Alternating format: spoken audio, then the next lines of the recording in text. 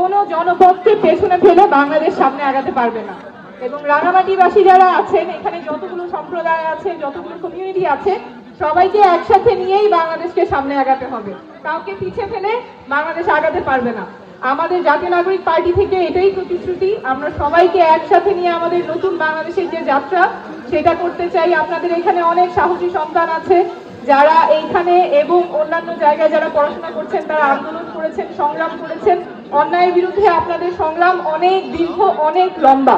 সেই সংগ্রামের প্রতি শ্রদ্ধা রেখেই আমরা সামনে আগাবো এবং আমাদের যে সংগ্রাম নতুন বাংলাদেশ গড়ার, যেখানে কারোর প্রতি কোনো বৈষম্য থাকবে না, সবার অধিকার সংরক্ষিত থাকবে এবং এমন একটা সংবিধান থাকবে যেখানে শুধুমাত্র একটা দলের, একটা পক্ষের অথবা কিছু মানুষের অধিকার সংরক্ষিত থাকবে, কিছু মানুষের থাকবে না, এমন সংবিধান আমরা চাই না। আমরা নতুন সংবিধান চাই যেখানে সকল মানুষের অধিকার সংরক্ষিত থাকবে। সেই জন্যই আমরা বারবার নতুন সংবিধানের কথা বলছি। আগামী নির্বাচন যাতে গণপরিষদ নির্বাচন হয় সেটার কথা বলছি, যাতে করে একটা টেকসই ভাবে আমাদের নতুন সংবিধান হয় যেখানে সকল পরিচয়, সকল মানুষের আইডেন্টিটি সেখানে সংরক্ষিত থাকবে।